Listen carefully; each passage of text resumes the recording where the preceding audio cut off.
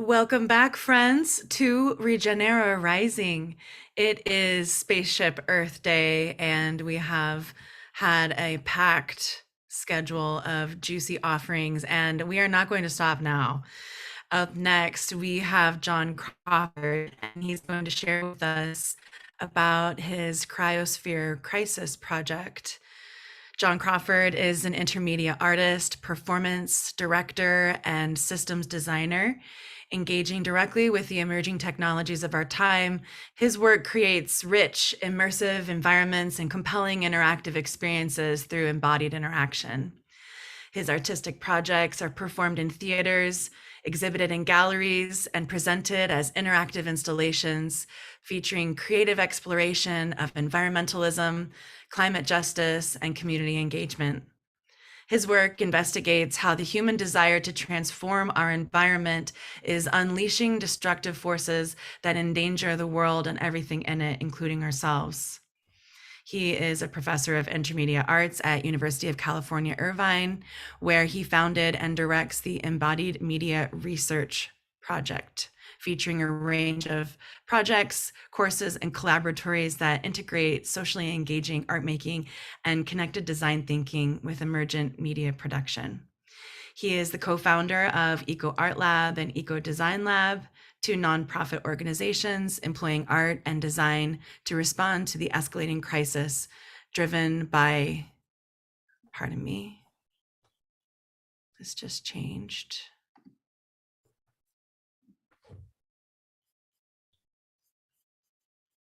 Pardon me. Driven by the rapidly evolving human capacity to alter planetary ecosystems. Pardon me, we were right there on the end of it. I apologize, John. Welcome. No problem. Thanks. It's How are you great to be doing here. today? I'm really wonderful, and I think our camera's on. There we go. So I'm here with two wonderful collaborators. This is everybody, the first studio session for our new project, Cryosphere Crisis, and we're so happy to be able to be here with you on Earth Day 2022. And we'll be telling you more about the project and where we're going with it. But first of all, I'd like to continue with the introductions. You've heard a bit about who I am, and I'll turn it over to Shadow. Please tell them a bit about yourself, Shadow. All right. Hi, guys.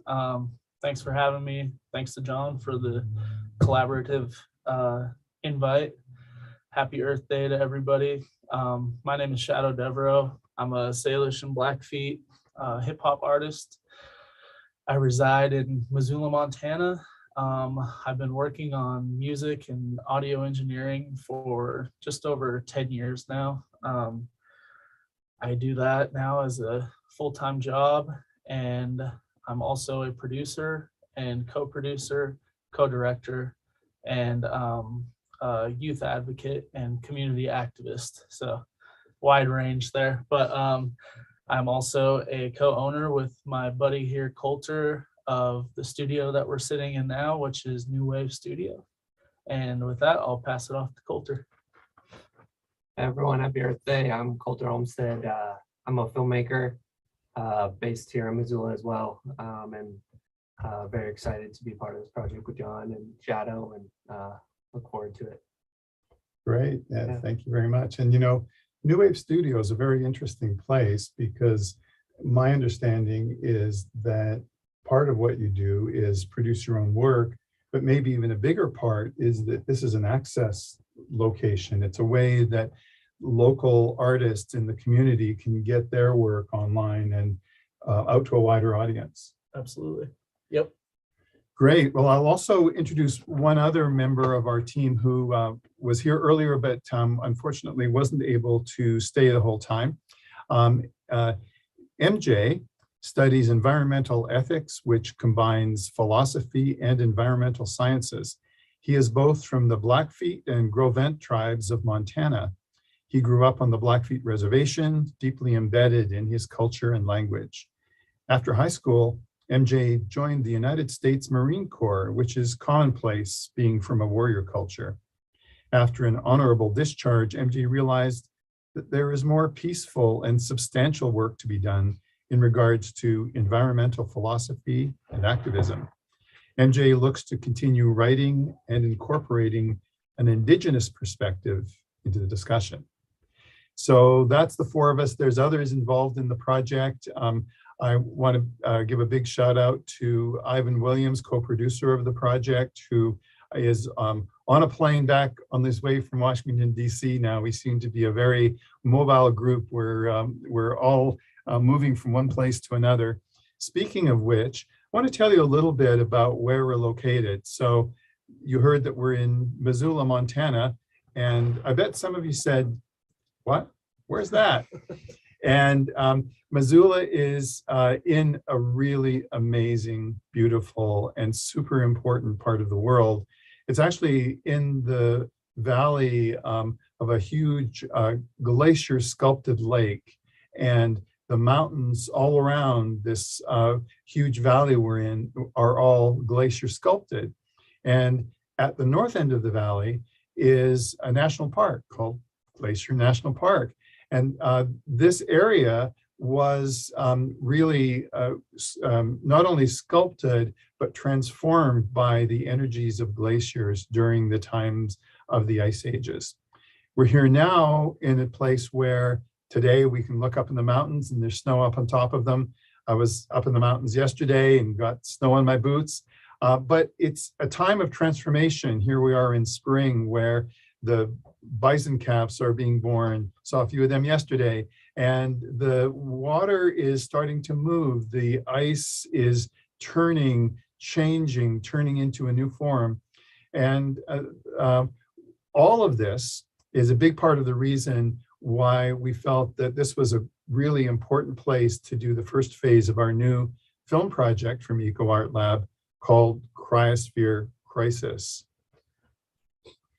So one of the things that you've heard about already, those of you who are in Design Science Studio, and maybe others have heard about this in other ways, is that there are forms of knowledge, forms of wisdom that are not part of the kind of traditional Western view of science, ecology, even art making. We think it's important to value another form of traditional knowledge, something that sometimes is called traditional ecological knowledge, or indigenous and traditional ecological knowledge, TEK or ITEK. And I know you've studied that to some extent in Design Science Studio.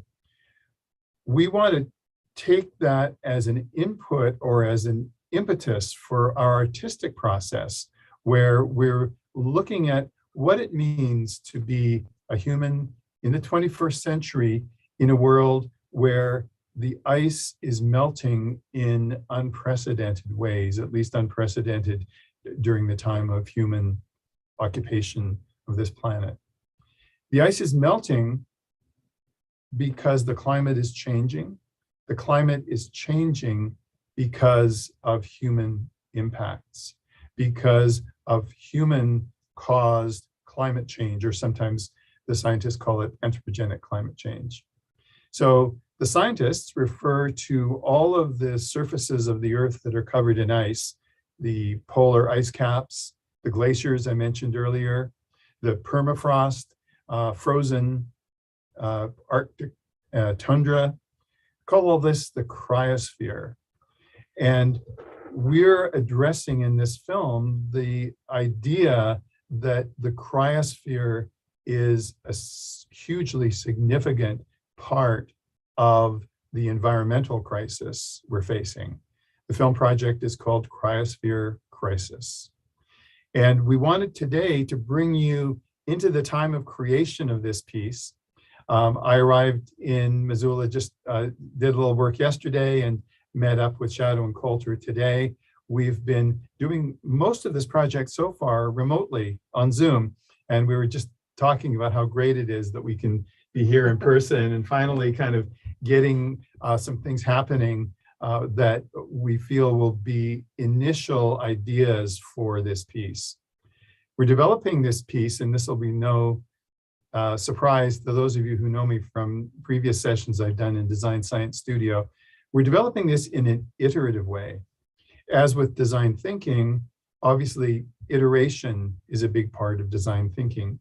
Ideation is a big part of design thinking. But to that, we are bringing in our feelings of improvisation, our feelings of intuition, and making art that is responding to some of these new directions that are possible in contemporary technology is making possible. So the studio session here is bringing all of you together with our space, our creative space. And I'm hoping that Shadow and Coulter, you can tell us a bit more about your approach to art making and some of the kinds of work that you do. And we're in the very early stages of the project. This is our first studio session, but we felt it was a really important time to share some of these ideas with you. So the format for today is that we'll have a bit more a discussion of some of the things we're working on. And then we wanted to show you an example of some of the work that is being developed. And I'll tell you more about it after you hear it and see it.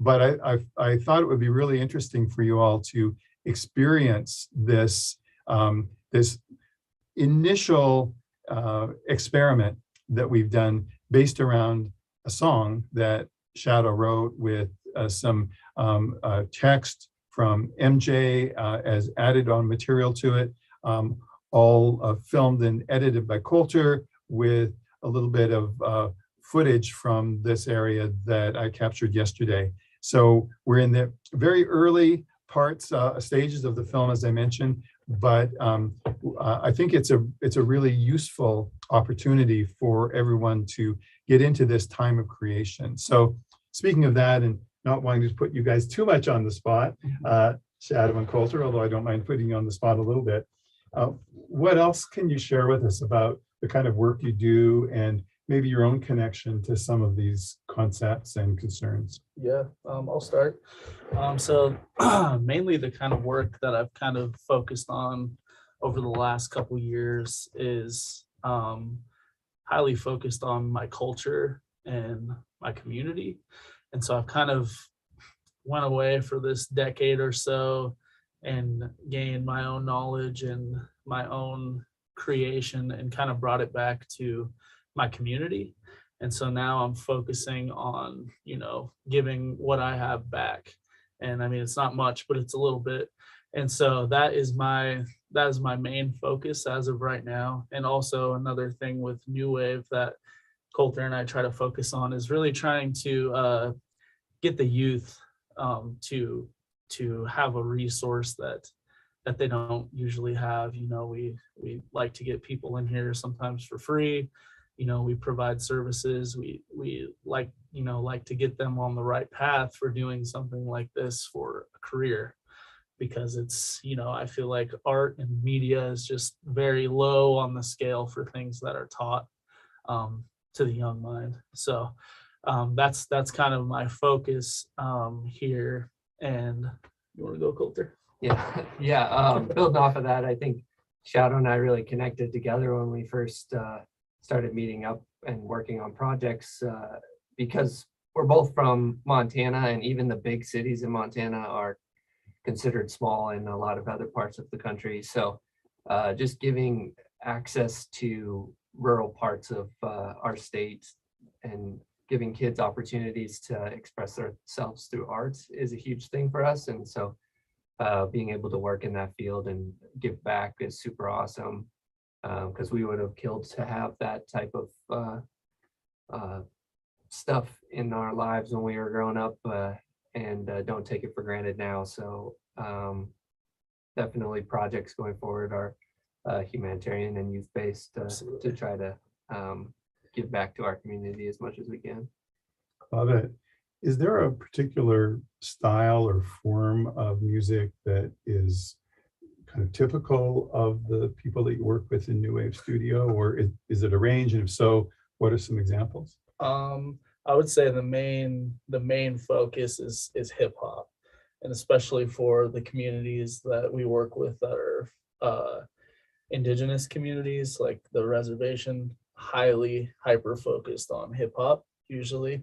And then the other one that I work with personally, and Coulter has too, is traditional music. So drumming and, dancing and things like that.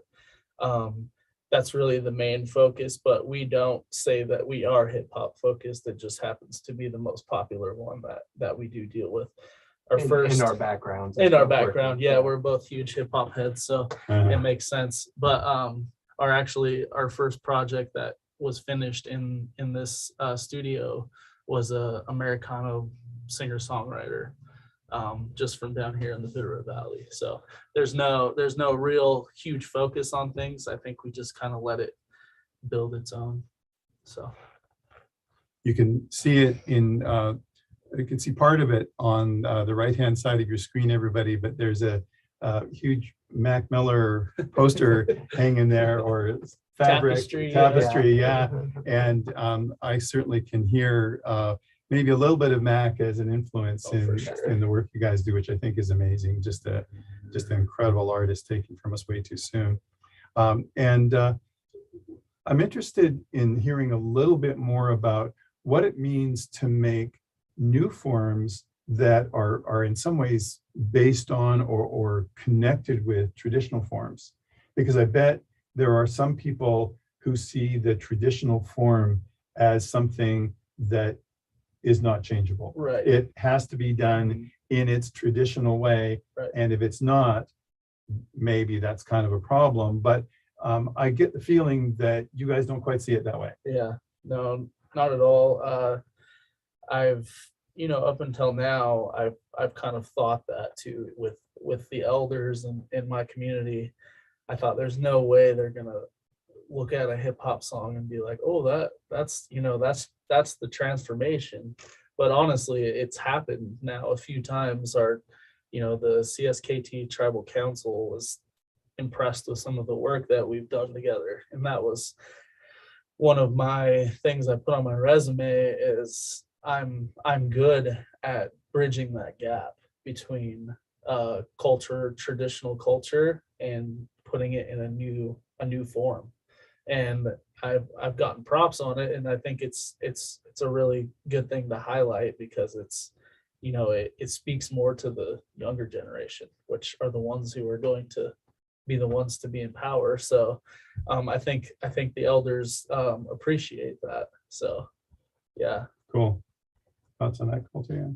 Yeah, I mean, even just working with you, Shadow, I think ideologically, just the times that we've done the stuff with the reservation, it's interesting to see how the youth and the generation below us, and then a lot of the adults and generation above us have kind of like come together through the way that Shadow's expressing his art and stuff, which I think is really cool. And if we can continue to use that, and not only for the youth, but also give a voice to tell the older generation, like, hey, we're passionate about certain things as well. So Right.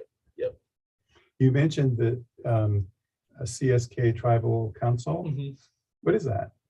So that is the council of the Confederated Salish and Kootenai tribe. So they're the ones who they control all of the economy within the tribe. So tribally owned businesses, the tribe itself has a bunch of services they provide to all of the members, and even first descendants, and even non-members too, actually. But they're the ones, anything we do, usually they're the ones who make the choices. So it's really, that's the top tier. So if you get approved by them, it's usually like, wow, I did it. Yeah, So, this super important and super influential element of the local culture here. And it's not well known, but there's large areas of the land that are actually fully controlled by the tribal council. And for example, there's a huge wilderness area right near here, the Mission Mountains Tribal Wilderness, that is, I believe, the first tribal wilderness in the US, where it's essentially like a national park or national forest, except it's not under the control of the US government. The US government has ceded control to the Confederated Nation, made up of Salish Kootenai, and then also I think there's other tribes that are involved in peripheral ways. So it's been a really amazing learning experience for me. The few months that I've been here working with this group, really excited about the way we can base our art making in this local culture, which really is global in its reach and importance. So in a minute, we're going to play you our experiment because we really want to share some of the art with you. But before we do that, Shadow, Coulter, any last things you want to add or mention? I don't have anything personally, I don't think. Great. Well, we'll have some time for Q&A after we play this. So let me see if I can share this. And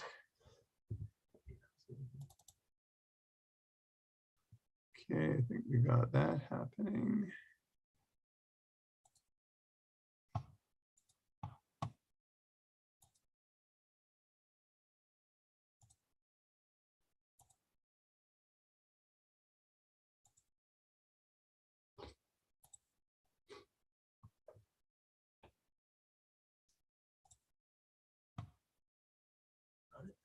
Yeah, I'm going to need to quit and come right back. I was just told that I need to leave the meeting. So my apologies. Hopefully my friends in Design Science Studio can cover me for 30 seconds while I leave the meeting and come right back. Yes, no worries. We do this all the time here on the Vision Train. And it's often that when in the moment when you're in the hot seat, that good old Murphy comes around, and Murphy will show his or her face that day, and we have to just be patient and roll with it, right? But that's the fun aspect of live performance and live sharing. See, they're already back. And here we go. How's everybody feeling out there? You're already back, see? What did I miss? Just me blabbing. Okay, well, thanks for dealing with the technical issues. No problem. So it Do this all the looks time. much better. I think we will be good.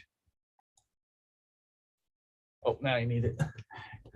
Need a password. Yeah. It doesn't say there's audio in case you wanted to share audio. Oh, there we go. I see the audio. Uh-oh, we're gonna have to do it again. So let me just start playing it and see if you can hear it. Yep, there's audio. Good. Okay, so I'll be back on the other side to discuss Q&A, whatever works for everybody. We'll be here. Science and medicine have improved our species' lives in almost every way imaginable. Most of us don't have to forage for food or build our own homes. A lot of us can get fresh water with the simple press of a button.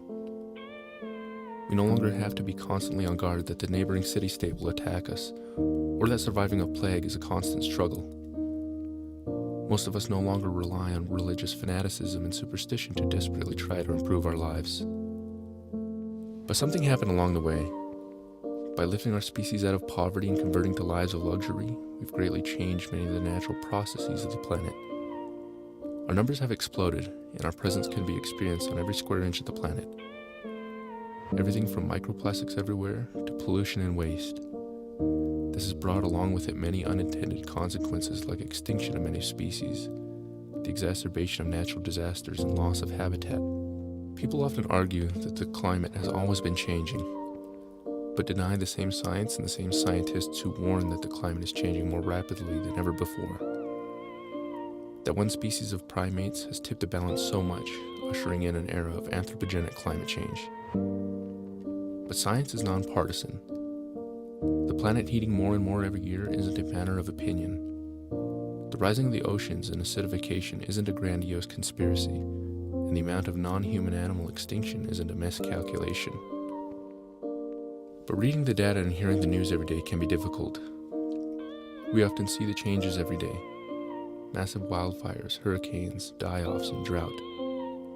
Yet there are no clear paths forward. Do we take a bottom-up approach and get over 7 billion individuals to make change? Or do we strive for legislative change for entire countries, industry, and agriculture? Well, we need all of them. Because the issue of anthropogenic climate change is so widespread and pervasive, so too are some of the solutions. Everything from a more ethical diet, renewable energy, protecting biodiversity, education, no-till agriculture, and hopefully international treaties. It includes almost every academic discipline and every individual. But what then? Homo sapiens sapiens seem to be very adaptable.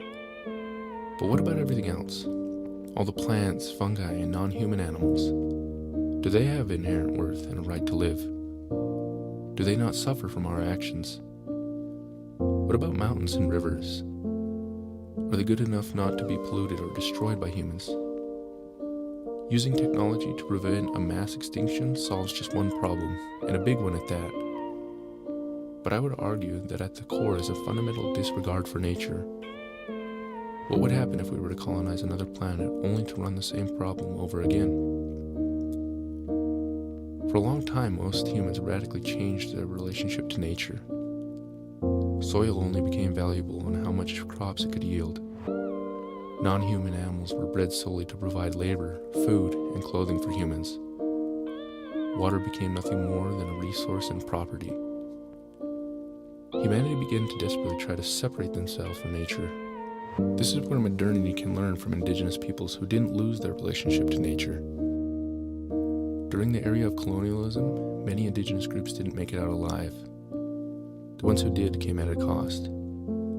Their views and ways of life were suppressed, abandoned, or forgotten. But there were some who didn't lose hope. They passed down with them the knowledge that humanity and nature are one and the same. Not just living systems, but even rocks, fire, and air.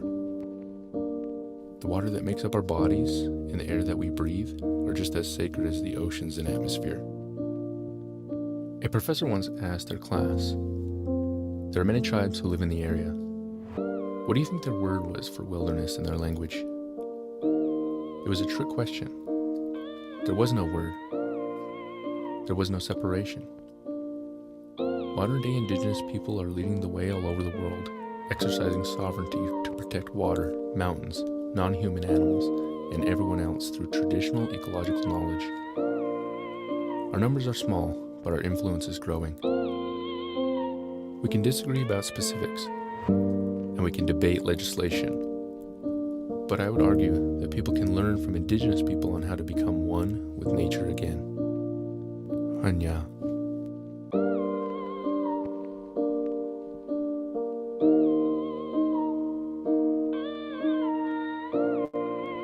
Foreshadow.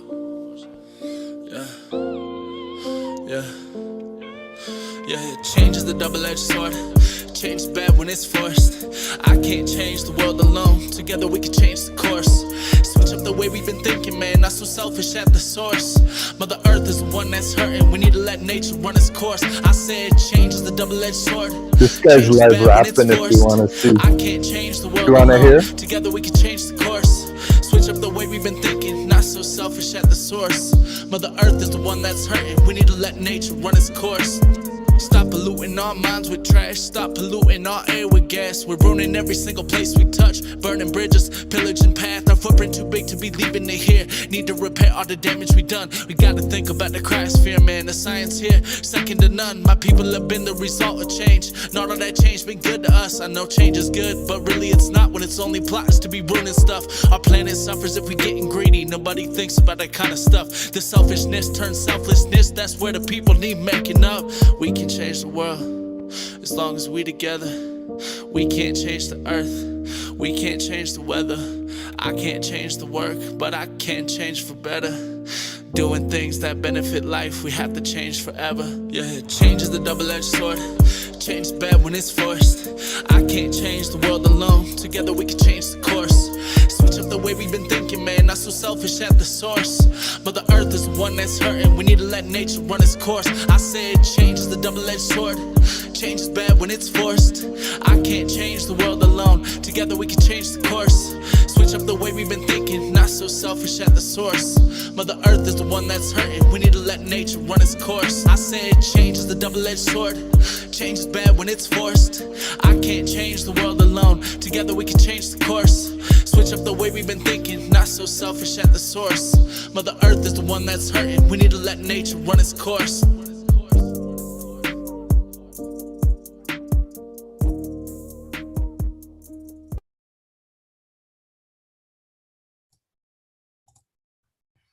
Okay, the artistry of Foreshadow, Shadow Devereaux with Coulter Olmsted, and you also heard from MJ DeRosier. So, yeah, no word for wilderness. No word for wilderness because there was no separation. I'm here with you today to bring you into the time of creation of this piece. We are very grateful to be included in the vision train, but because of scheduling, we had planned an earlier session, and my colleagues, including MJ and Shadow and Coulter, all have other gigs they have to be at. So they've left me to hold the fort and do my best to answer your questions, connect with you a bit more, give you a bit more kind of detail about some of the things that we're working on, and also maybe to share a little bit of where we go from here. So I'm quite happy to address any questions or comments now, so feel free to put them in the chat. But in the meantime, I wanted to share with you a little bit about where this piece is coming from and how what you heard relates to the final film. So you heard, you know, a narration of several minutes. That was MJ, he wrote that. And then you heard Shadow's song, at least the first version of it. He wrote that in the last few days and recorded it here at New Wave Studio. These are not yet a film. These are not yet the kind of artwork that we're going for, because what we're going for is something interlayered where these threads interweave back and forth. But we have to start somewhere. We have to start with the kind of raw material. So if you want to maybe use the analogy of a painter, right? We've got our palette and we're starting to kind of grind the paints, the making, you know, assembling the chemicals and the components that go into making the colors. We're definitely not yet making the painting, but I bet from what you heard, you can start to feel a little bit of that coming for yourself. You're feeling the passion and the concern and the personal level of investment in how people that have lived here for generations, that have been part of this landscape for thousands of years, are maybe even more than most of us. Me, for example, being somebody who came here from somewhere else quite recently, super engaged in not only being concerned about the crisis, but finding ways of mitigating, dealing with it in various ways. Yeah, I love it. Thank you, Alicia, for posting Shadow's wonderful lyrics in the chat. Changed is a double-edged sword. Change is bad when it's forced. I can't change the world alone. Together we can change the course.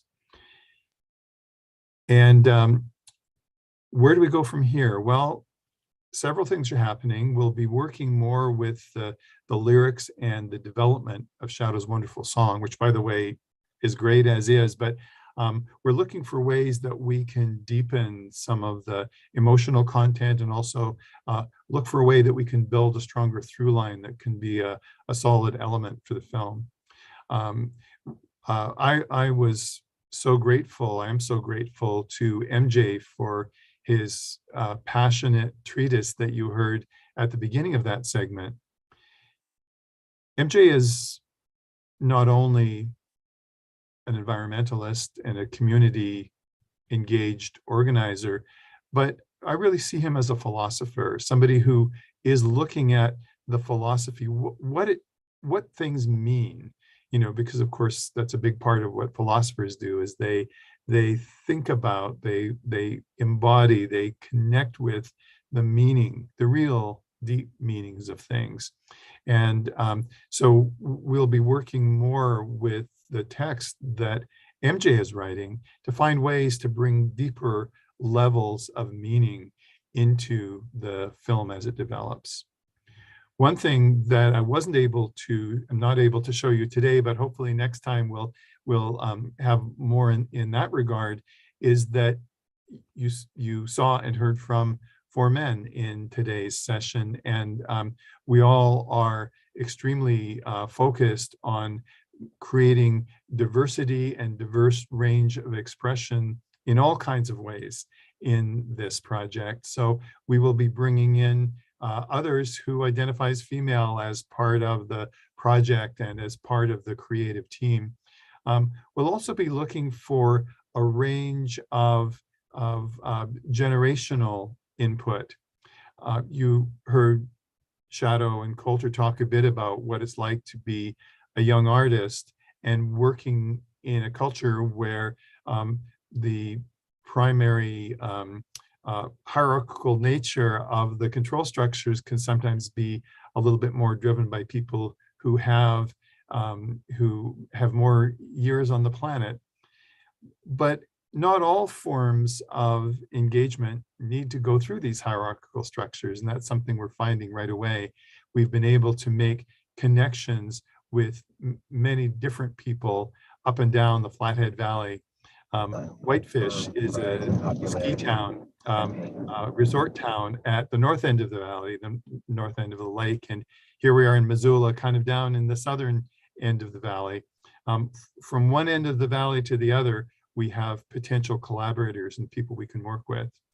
Mentioning Whitefish for a minute, there's a film and technology festival coming up in Whitefish in March of 2023.